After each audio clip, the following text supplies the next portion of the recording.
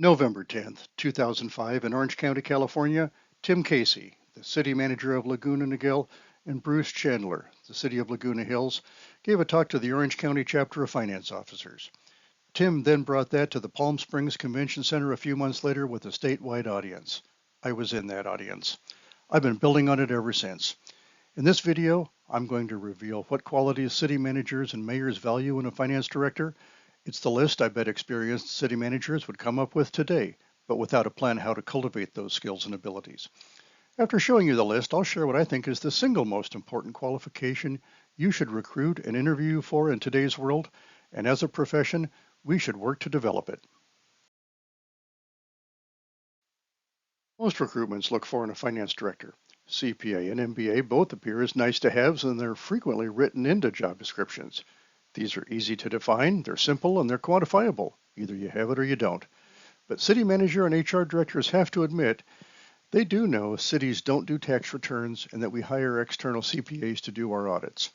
I'm less sure that city managers and city councils realize that government accounting is not taught in colleges, outside of maybe one chapter in one course, and accounting is just one piece of the puzzle.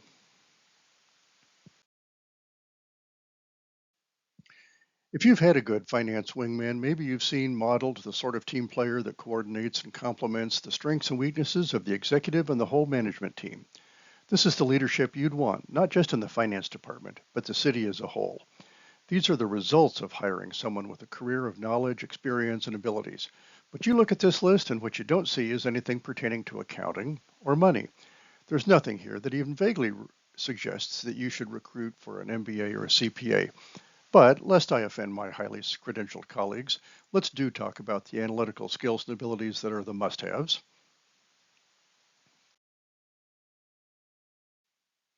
It would be a mistake to ignore the basics, the foundational skill set of a CFO to build that career.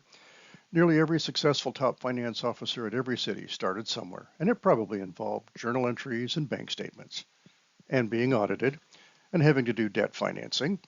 They may not have learned spreadsheets on VisiCalc or Lotus, but they had better be excellent at Excel.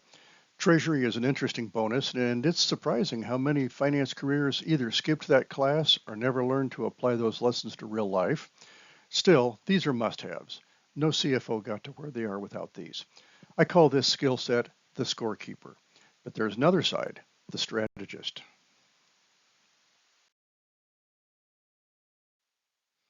Half of my job is to be the guy who says no. I have to know the agency's set of books inside and out, past and future, and when there are red flags that only I can see, I need to be strong and say no. But there's another side to my job. That's when I need to come up with 3 ideas to figure out a way to course correct out of a hole we didn't see coming. I need not only to figure out how to make yes happen when it seems impossible, it has to be done within the boundaries and constraints of elected officials, department heads, and administrative policies, and do it without goofing up next year's budget or the agency's future credit rating. And new ideas have to be explained to be approved. You've taken public speaking, you've watched TED Talks, you've read Stephen Covey.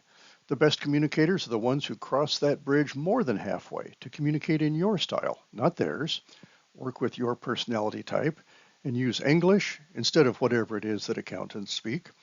In public meetings, a finance director needs to be able to be understood by elected officials, none of whom have a business background, citizens, taxpayers that are each experts in their own lives, and folks from public works, police, fire, and parks who should not have to become accountants themselves.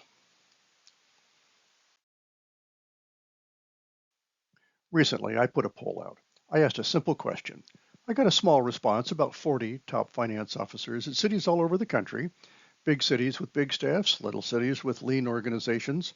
The question asked, what prepared you to do the job you do? The response really surprised me.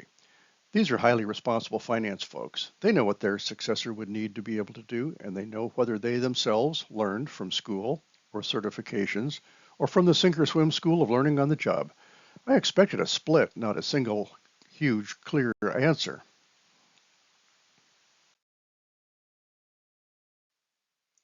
It wasn't even close. For city finance department staff who really want to build their career and for the people who hire them, this is insightful. When I was serving a small town in East Texas, the winning candidates for a staff accounting opening might be someone with Dollar General cashier experience and a positive attitude. And the teachable attitude was more important. But I had better be able to be willing to teach. I didn't realize then that this transcended small towns. And remember, I'd been processing this list from really competent city managers. I didn't think something new would pop up. This was a light bulb going up for me.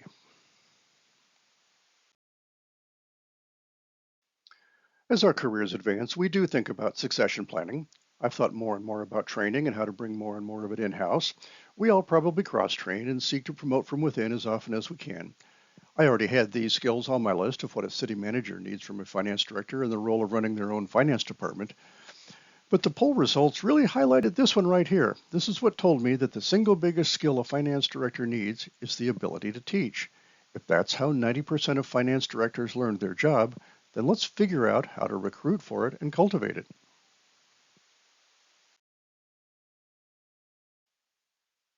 Lots of interviews, and I've done mock presentations that came close.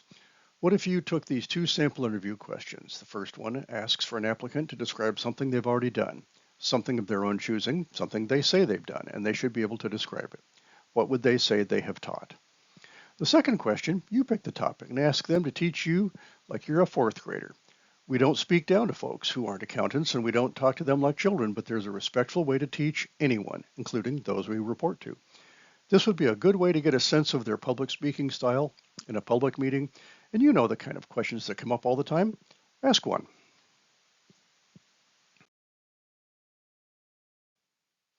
Let's summarize. If you're looking for an excellent finance director, the chief finance officer for your city, county, or special district, go ahead and look for a CPA or an MBA.